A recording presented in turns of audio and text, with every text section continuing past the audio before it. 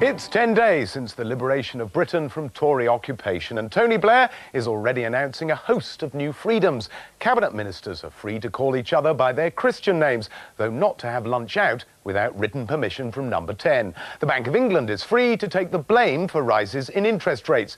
Labour backbenchers are free to say anything they like in praise of the government, and the Queen's speech will be free of legislation to introduce freedom of information. Well, we have our own sources, and we'll be using them freely on A Week in Politics, after the Channel 4 News with Kathy Smith.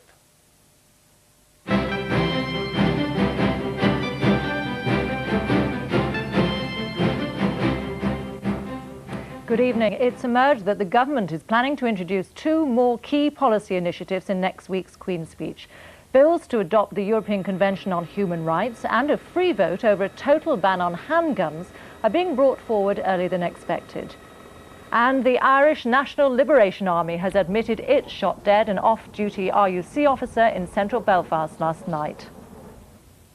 Labour appears to be maintaining its hectic introduction of new reforms, with more details on the priorities of the new parliamentary session.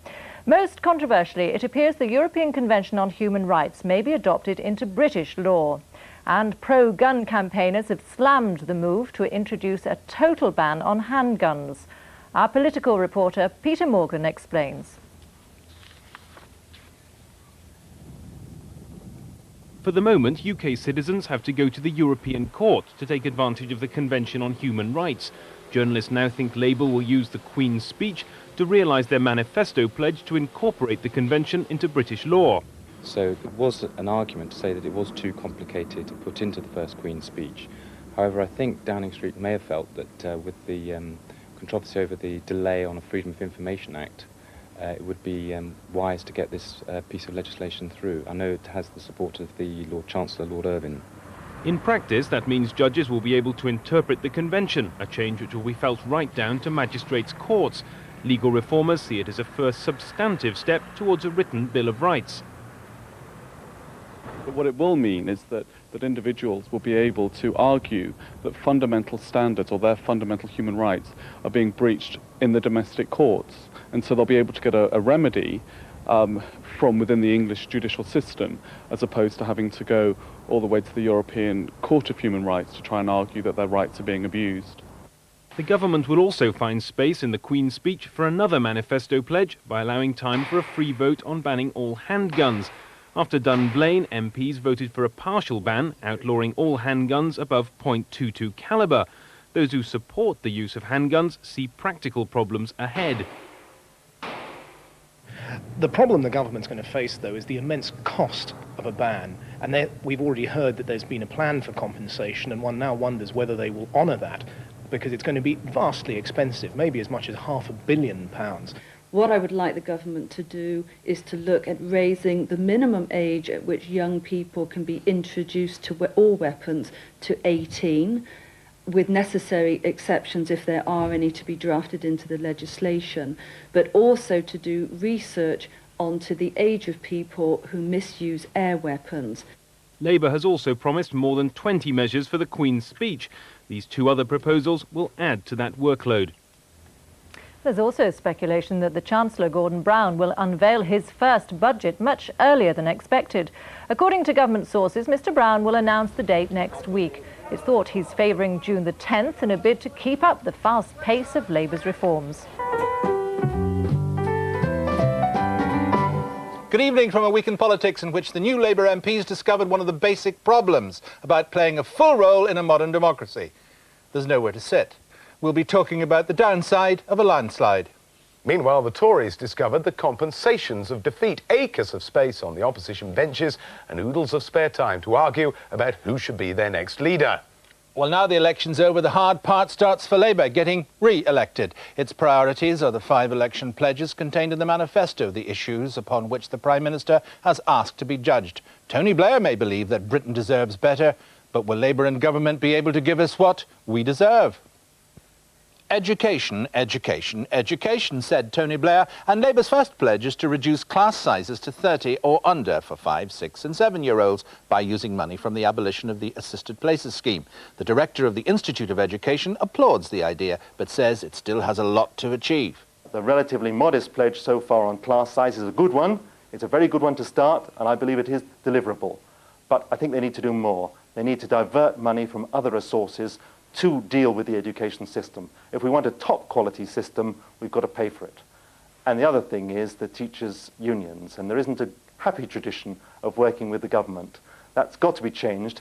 Then there's the pledge to halve the time from arrest to sentencing of persistent young offenders. It may be popular with voters, but does it go far enough? The pledge itself is very limited, and I hope that what Jack Straw will do will be put it in a bigger package involving reconciliation and involving preventing crime amongst young people.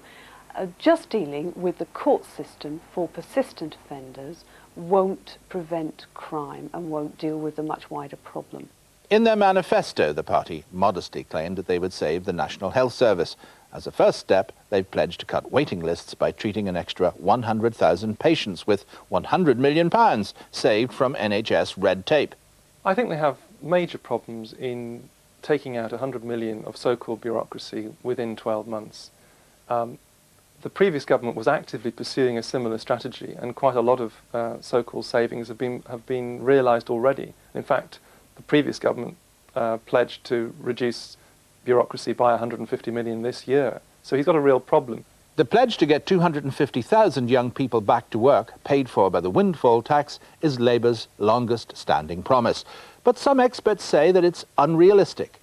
If the total expenditure raised by the windfall tax is creating 250,000 new jobs and doesn't do anything more than that, then on the face of it, it looks like an expensive way of creating those jobs. I think the second concern is that a part of the scheme is to pay a subsidy to pay firms in respect of long-term unemployed workers that they take on, and of course there's a worry that if this is happening, they'll simply displace other people from the labour market, that the net number of jobs created will be lower than the 250,000 gross target that the government seems to have in mind. Labour's fifth commitment is not to raise the rate of income tax, cut VAT on heating to 5% and maintain low inflation and interest rates. The Institute of Fiscal Studies say that the pledge can be kept, but the government is storing up problems further down the line. It will mean the quality of services in health and education just not really meeting people's expectations. It will mean a continued squeeze in those areas that Labour was publicly and historically committed to providing good services in. So I think the problem for Labour will come when the consequences of the public spending plans become clear, and the squeeze on health and education starts to hurt. And with me are 5 new Labour MPs who used to do professional jobs relevant to each of those 5 pledges. Chris Pond, you used to be director of the low pay unit. Martin Weale's worried that 250 jobs created by the windfall tax will simply displace workers elsewhere. Well, that's got to be a concern, but this plan has been thought through very carefully over a long period of time, and we'll make sure that any employers who do simply try and pick up a subsidy by laying off other workers will not do it again. They'll have only one shot at it. They'll have a responsibility to provide training as part of this package, and that means they'll be giving people skills which they can take elsewhere. So we're fully aware that the previous schemes we've seen under previous governments have ended up with job substitution. We're not going to let it happen again. Now, presumably when you were in the low pay unit, you fully thought through what you said as well, and you said that you wanted a minimum wage of no less than £4.26 an hour. Was that just a piece of moonshine at the time? Not at all. That was the figure that the low pay unit has continued to argue for. The Labour government has said that the Labour government has said that the level will be set by a low pay commission, the details of which we'll have next week, which will negotiate the level between employers and trade unions. And I'm very relaxed and happy that that is the way the level will be set. Yes, and if it comes up with less than £4.26 an hour, you'll have no problems voting against it because of the work and commitment and energy you put into establishing that figure. No, I'd like to see a figure, as most of the electorate would like to see, and indeed most employers have said they can afford, of around that figure. But it's up to the Commission to decide what the level should be, and I've accepted... Little hint of passing the buck, perhaps? Not at all, no. I've accepted that that's the way to set the level. It's appropriate to make sure that we get the widest public acceptance of this and that the thing is effective in the longer term. Anne Key, now you are not only a nurse, but you were General Secretary of the Community and District Nurses Association. Nicholas May says And many people argue there just isn't £100 million worth of surplus NHS red tape to be cut. So how are you going to afford to treat 100,000 more patients? Well, that level is acceptable, and we have planned this pledge. And what we do know is that the bureaucracy and the waste in the health service must end. And we have had discussions with chief executives around the country, and we know that this is achievable. So the King's Fund can't add up then when it says that we spend a lower proportion of our healthcare budget on administration compared with other countries. That's all the work they put in is just nonsense, is it? No, of course that's not the case, but what we know is that our pledge is achievable because we have worked with the professionals and we have worked with the chief executives. And we know that by removing £100 million from that bureaucracy, that we put that into 100,000 patients that are on a waiting list. The one thing you do know about is nurses' pay, and looking at the comparisons between nurses and teachers, social workers, nurses are paid on average £2,000 a year less than teachers. That is a disgrace. You used to say so all the time. Mm-hmm. Have you forgotten about that? Certainly not, no. And I'll be working along with the Labour government and along with the other trade unions involved in health to make sure that nurses' pay is at the level it should be. Do you think some of the money then from cutting the red tape should go towards paying nurses more? The pay review body will decide that, and we will negotiate that with the unions as we are now in government. What do you personally think? Well, I personally feel... Is that permitted? Of course it's permitted. What I think, along with the electorate and along with all my colleagues in the Labour government, feel that nurses have been undervalued for far too long, and we want to put that right. And will you be pressing that as a personal goal of your own? Still, pay the nurses more? I am a nurse. I'm still on the register for nursing, and as a member of Labour Party and the Labour government, I will be seeking to see that that happens. Of course, there's one way you could make sure it's done, by going to Frank Dobson and say, just be very careful, we might vote your package down. What all nurses want is good quality patient care delivered in the health service, and I know that Frank Dobson and the nurses of Britain are ready to do that with Frank Dobson. Thank you, Anne. Joan Ryan, now you've promised to cut class sizes for under 5, 6 and 7-year-olds. What about the older children's classes, and when will you get round to them? Well, the first thing I'd say is that everybody in the teaching profession knows that the major resource in a classroom is the teacher, so class size is the critical issue. And as was said by Mr. Mortimore, it's about making a start. But that doesn't mean we've ignored other age groups. I think a very key part of what we are doing is the target that we've set for literacy levels for 11-year-olds, that all 11-year-olds should leave school with at least a reading age of their own age. Now that's very ambitious, but we all know in the teaching profession that if you have high expectations, then you will reach them. If you have low expectations, then you will be down there. But Joan, you see, when you hear Tony Blair say the priorities are education, education, education, you expect to see something happen to make things better. Now, you know as a teacher that that will cost more money, just as Professor Mortimore argued it will cost more money. Why aren't you saying then, or will you say, you need to spend more money at the end of the day? Well, the pledge for 5, 6 and 7-year-olds is, as you know, costed. So that, is deliverable in the here and now, and that is what we're setting about doing. Things like Target 2000, for instance, where we want to ensure, as a one-off initiative, that 16-year-olds do not leave school with less than MVQ intermediate level, which is the equivalent of 4 GCSEs grade C+. That's achievable with the current resources we have. Our problem is that we have undervalued teachers. Well, let's talk about undervaluing teachers. The problem about the teachers, as Professor Mortimore pointed out, that you have to work with the teaching unions, but they're such dinosaurs. Well, I think, the teaching unions are made up of teachers. They're made up of idiots as well. And teachers are not known for taking extreme radical action. Well, they are come now, Christine Blower, the president of the... They are a very reasonable profession. Let me just quote you an example. Christine Blower, the president of the NUT, says she'd keep a 6-year-old daughter at home next year at protests for the tests of 7-year-olds, and she allowed her daughter to play truant from school for 3 days to avoid sitting the compulsory tests. This is idiocy. She said, but she didn't speak necessarily on behalf of all the many members of the NUT. Shouldn't they be taking a lead? I'm a member of the NUT, and I've got a daughter at school, and I'm not keeping her at home. But I do want to see teachers valued. I mean, one thing we haven't taken on board is that the job teachers have done over this past 18 years with, for instance, the enormous increase in poverty and children coming to school from deprived backgrounds, and teachers have done an enormously Sorry, good I just job want you to stay in with the unions. I understand that, but would you like to see the teaching unions buckling down and doing as David Blunkett tells them to, just as indeed you did when you were a teacher? What the teaching unions will have to do is represent the teachers' views. And I know, as up to a week before last, I was a practising teacher and only formally resigned yesterday from my post. I know that the majority of teachers want to work in partnership with parents, with local education authorities, with the government. They want to be consulted, they want to have a say, and they want to provide the very best education for the children in their classes. Look forward to hear them say that at the next NUT conference, Joan. Let's turn to Beverley. Hughes. Jack Straw, legislate to speed up youth justice. But will it make a difference if the criminal justice establishment won't cooperate?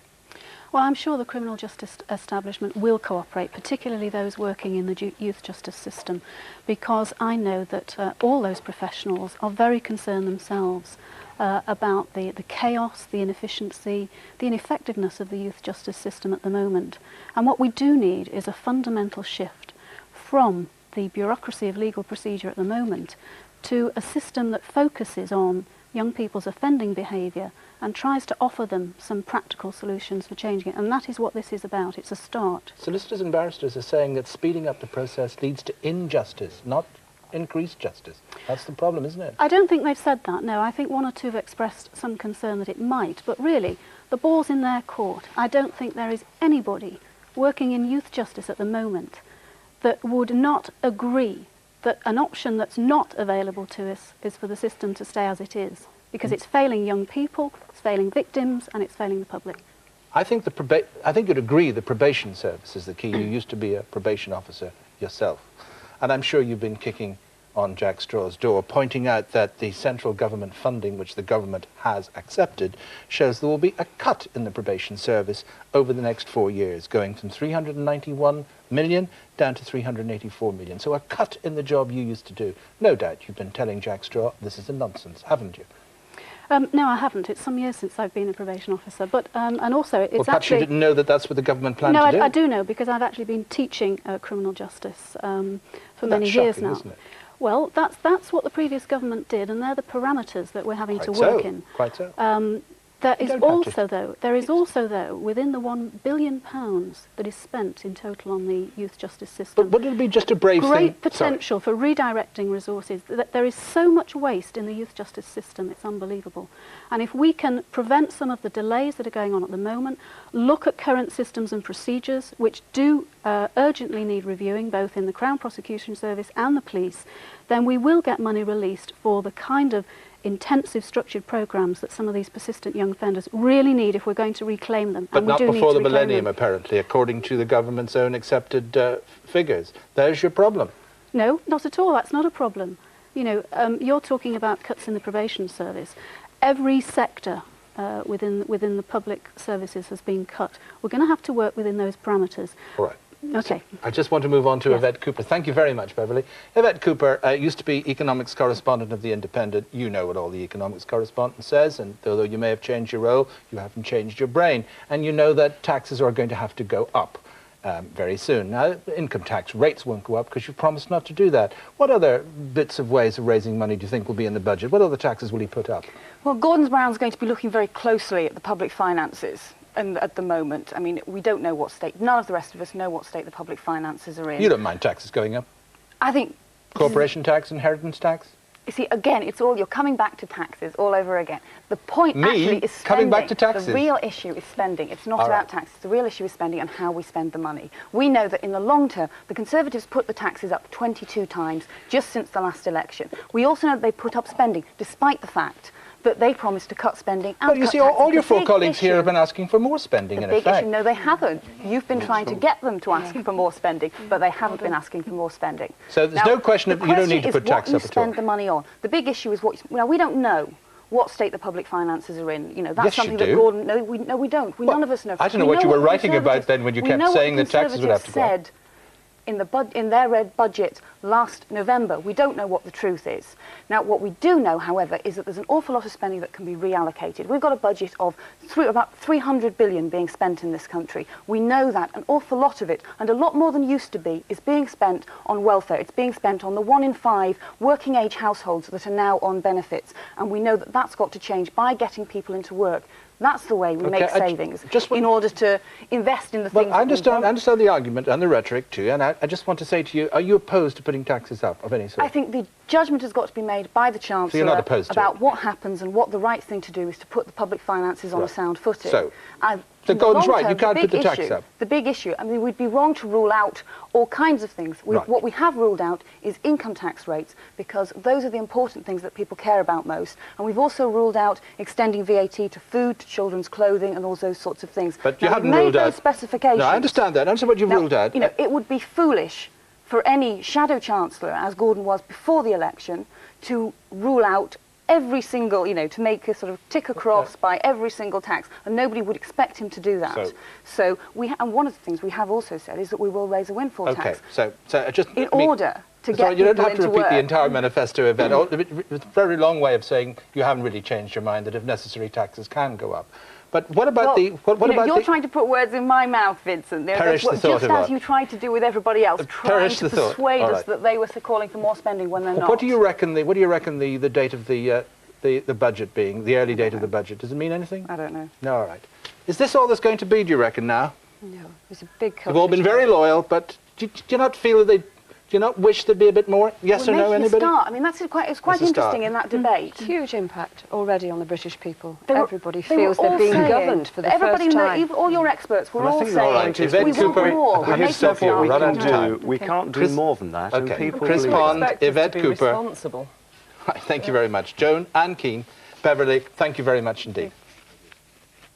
Now, just when scores of former Tory MPs were reconciling themselves to a long wait to get back into Parliament, an opportunity presents itself. The by-election caused by the death of Sir Michael Shersby, the Conservative MP for Uxbridge, might seem to offer a tempting way back for one of the Tory party's ejected grandees, especially for Michael Portillo, whose old seat is only just down the road. But if the Tories opt for an early contest, there are considerable dangers. The Tory majority in Uxbridge was slashed to a wafer-thin 724. While Tony Blair is still enjoying his honeymoon with the voters, a Tory candidate could face humiliation. So Mr Portillo's friends are saying that it is all but certain he won't chance his arm or what's left of his political future in an early by-election. It could be delayed until the autumn, when some of the shine may have rubbed off the Labour government. That might offer an opportunity to Chris Patten, whose duties in Hong Kong end on July the 1st. Then the Conservatives of Uxbridge could stage the contest between Portillo and Patten, which many Tory MPs wish was their choice in the leadership election. In a moment, posh in it, so said the new Sports Minister on his first day at work. Then he saw the prison cell they'd given him as an office. A week in the life of 3 new ministers. That's after this short break. What do we do now then? After 18 years in opposition, hardly anyone in the Labour Party has any first-hand knowledge of the inside of government. This week, dozens of virgin ministers were getting acquainted with their civil servants. So we asked 3 of those freshly minted ministers, Tessa Jowell at Health, Nick Rainsford at Environment, and Geoff Hoon at the Lord Chancellor's Department, to tell us how they coped with the Sir Humphreys of Whitehall. Here are their video diaries. That's your dinner, my sweetie. That's okay. 20p. Yeah, you have 20p. All right, sweetheart. Yesterday, I got a call from the Prime Minister to ask if I would become a Minister of State at the Department of Health. All right, sweetheart. Yeah. Okay, precious. I'll see you tonight, my darling. I suppose it just felt very much like the first day in a new job. You know, having to find out where the loos were, where the lifts were. I went out and came in again and was stopped by the vigilant security staff on the door saying, "Who are you and where are you going?" I was sitting at home rather close to a telephone, wondering whether it was going to ring or not. I had a series of messages coming which eventually told me that I should ring number 10 rather than wait for a call from number 10. The call eventually got through to the Prime Minister, on Monday afternoon, and that confirmed that I was to be a junior minister in the department. I accepted it with great enthusiasm and was here in the department within an hour.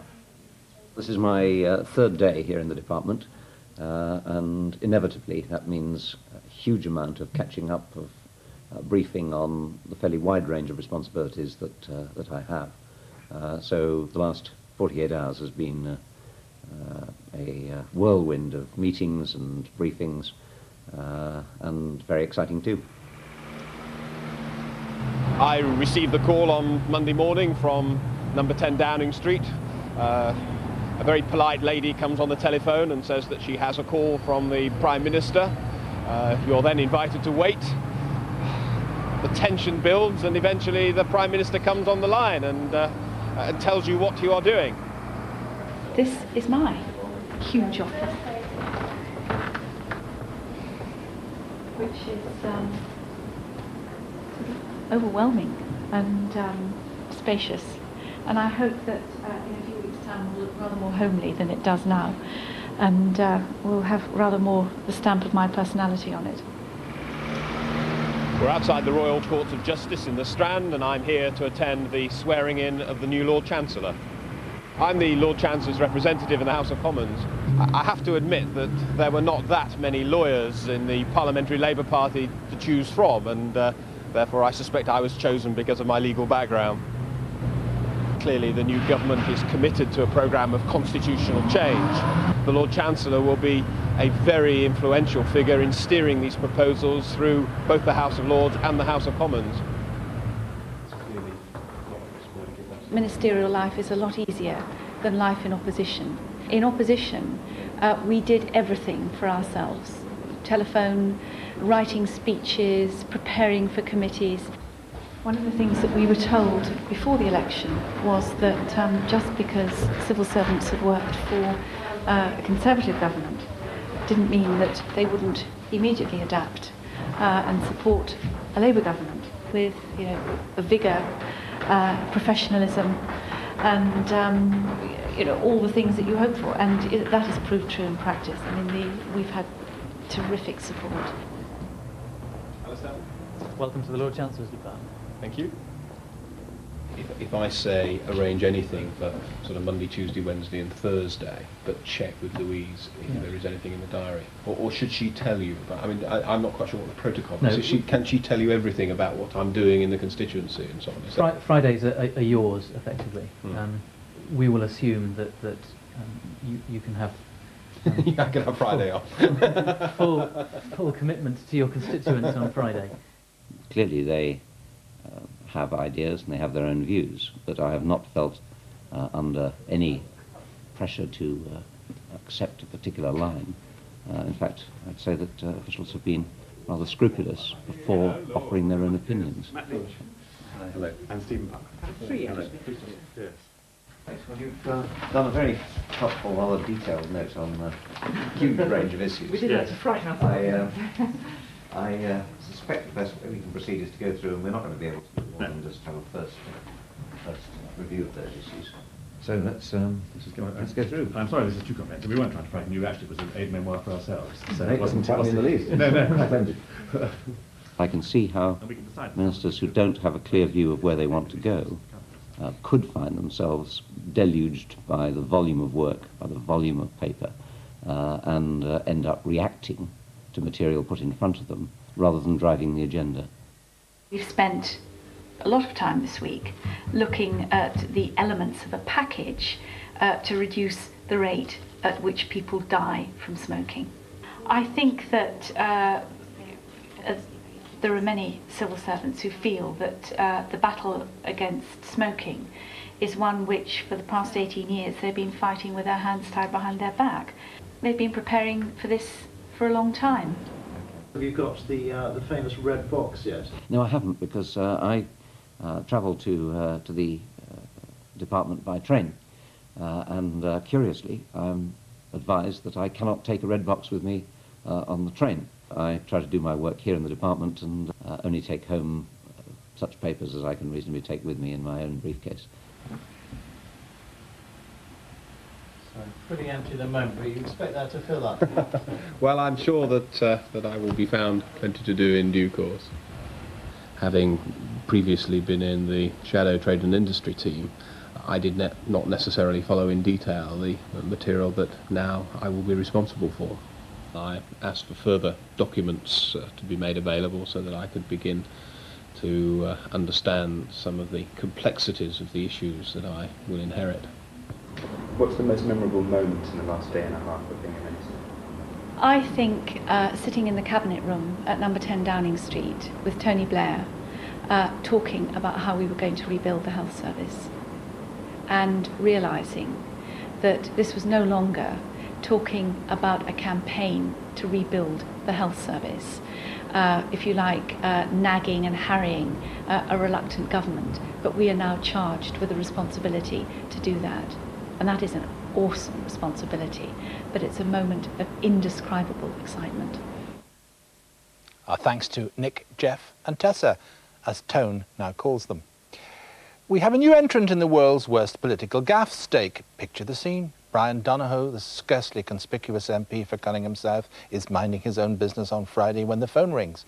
Could you hold on for the Prime Minister? You have been made Minister of State at the Department of Agriculture, says a distant voice. He excitedly waits to be put through to Mr. Blair. Then the line goes dead. I suppose it was my Scottish accent that gave it away, he said. The sad truth was that he'd been mixed up with Lord Bernard Donoghue, who indeed did get the post. Mr. Donohoe is the only man to hold ministerial rank for 8 seconds. No apology from number 10, though. Here's Andrew. New dawn, new Labour, new government, new faces. Same old House of Commons. All those new MPs were in for a bit of a shock when they came to take their seats in Parliament. There aren't enough of them to go round. Even those who did manage to grab a bit of green leather found it was buttock to buttock on the Labour benches. Not yet initiated in the quaint rituals of the Commons, new Labour MPs broke with convention by clapping Tony Blair's first appearance.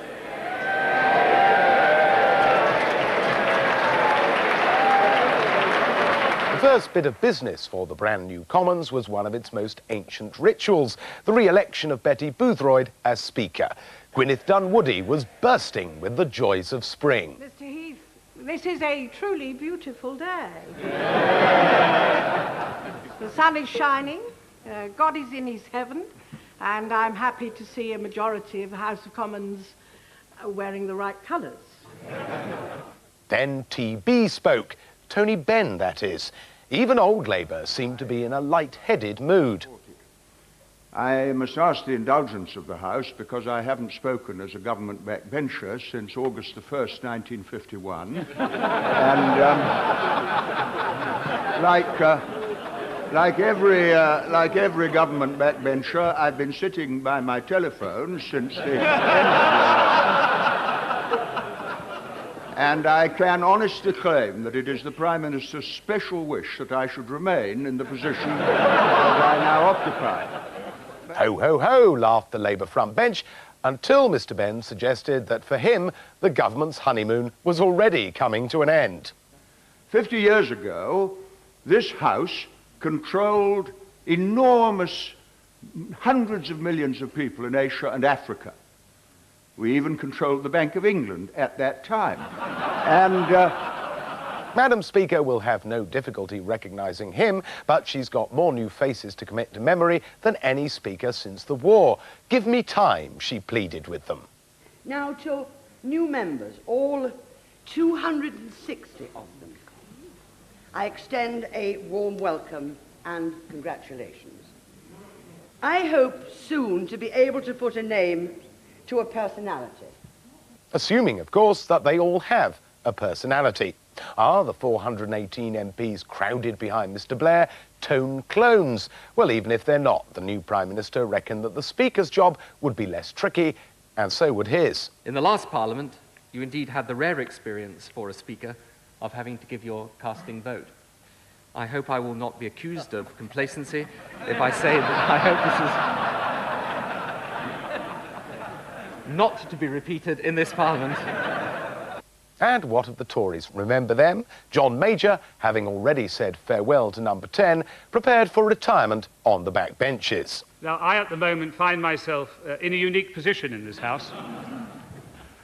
There are lots of front benchers. There are lots of front benchers and even more back benchers who wish to be front benchers. I am a front bencher who wishes in due course to become a back bencher. So let me assert that the rights of backbenchers are as important.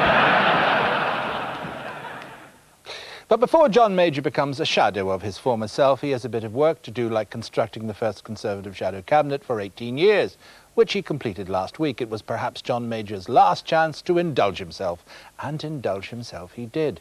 Not only is he leader of the opposition for a few weeks anyway, but he's kept the pick of the other jobs for himself. As the new shadow Foreign Secretary, he might get in some exciting foreign trips. And as the new shadow Defence Secretary, he'll be able to parachute into the world's trouble spots and perch on top of tanks, assuming he wants to. It's going to be a busy month for Mr. Major and others.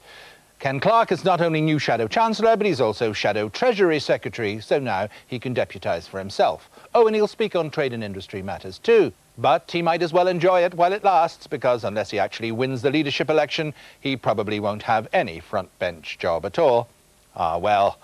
But the new Shadow Cabinet contains a few surprises for other leadership contenders. It's only a few days since Michael Howard, now Shadow Home Secretary, tempted William Hague, the new Shadow Welsh Secretary, to jump into bed with him and back his bid for the party leadership. But it all ended in tears. Mr. Hague was sorry in the morning and decided to bid for the top job himself. And Mr. Howard's friends started leaking stories about Mr. Hague the ditherer. Meanwhile, in the Shadow Cabinet, Mr. Major has decided that Michael and William will have to share the brief on the Constitution. How embarrassing. If nothing else, John Major has at least left the Conservative Party fighting fit. Ooh. Who says John Major doesn't have a sense of humour? More political punch-ups after this short break.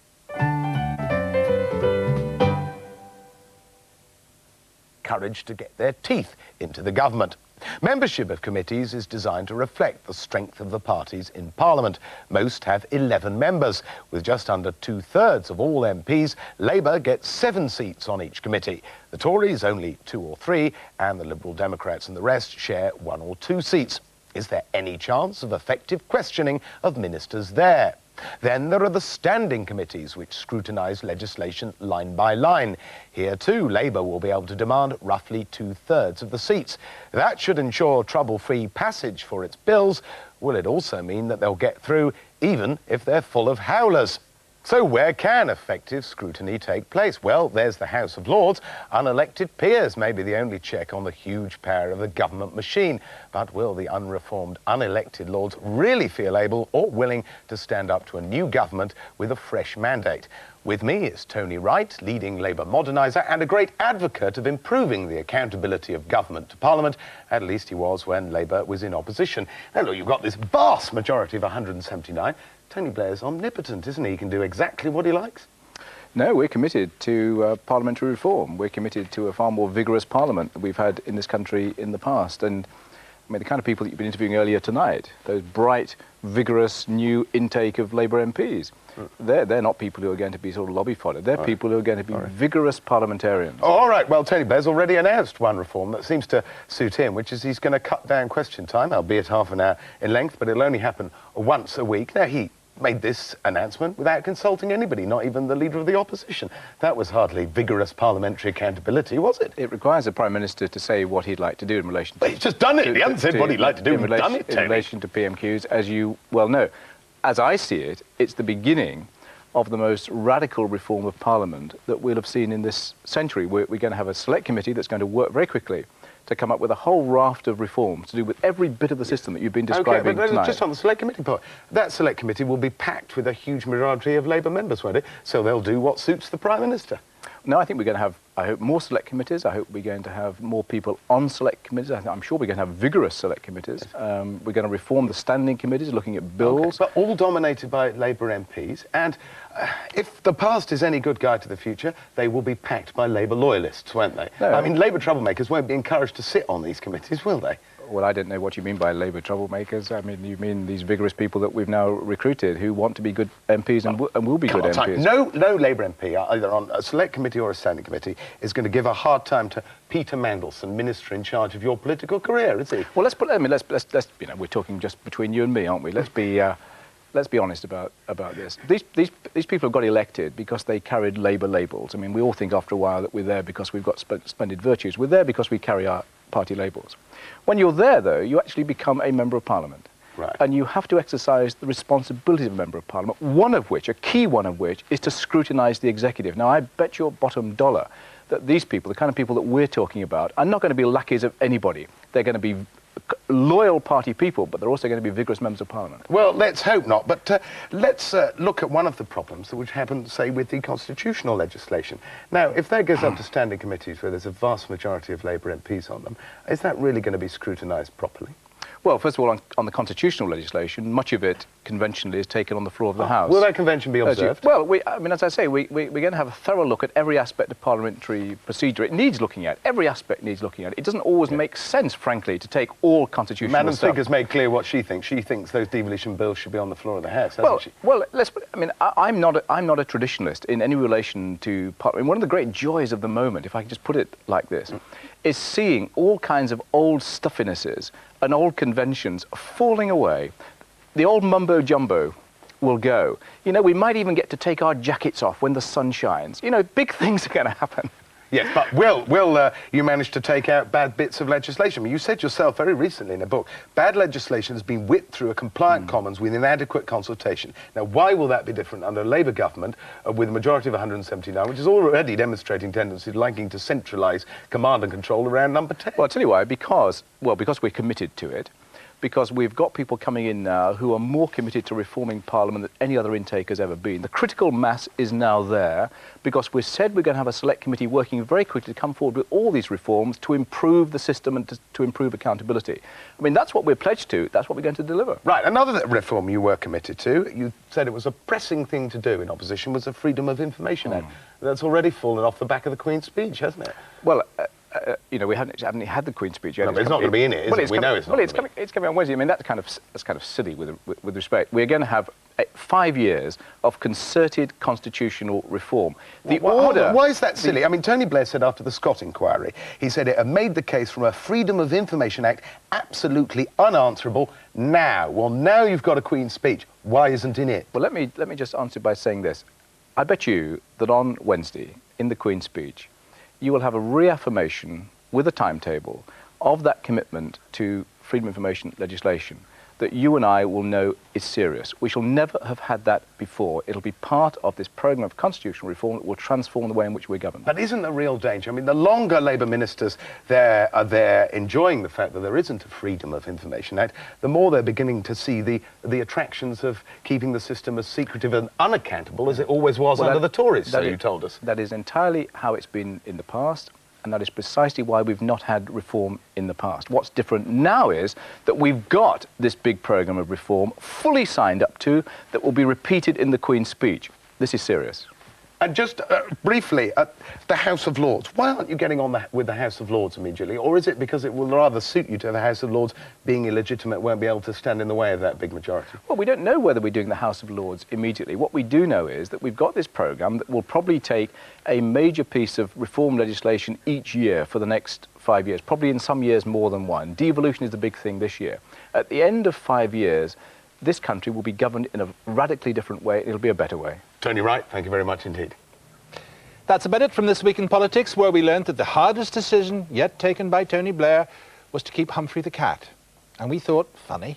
Perhaps the tough bit was persuading his wife. There was something forced about that photo of Cherie and Humphrey. Neither really seemed to warm to the other, a bit like Gordon Brown and Robin Cook. We discovered, too, that the Blair household didn't have any pets. But that's all right. Tony now has 417 of them to roll over and play dead when he wants them to. And there'll be such good playmates for Humphrey. He's been officially neutered as well. We'll be back next week at the earlier time of 6:30 from Andrew and me and all of us here. A very good evening.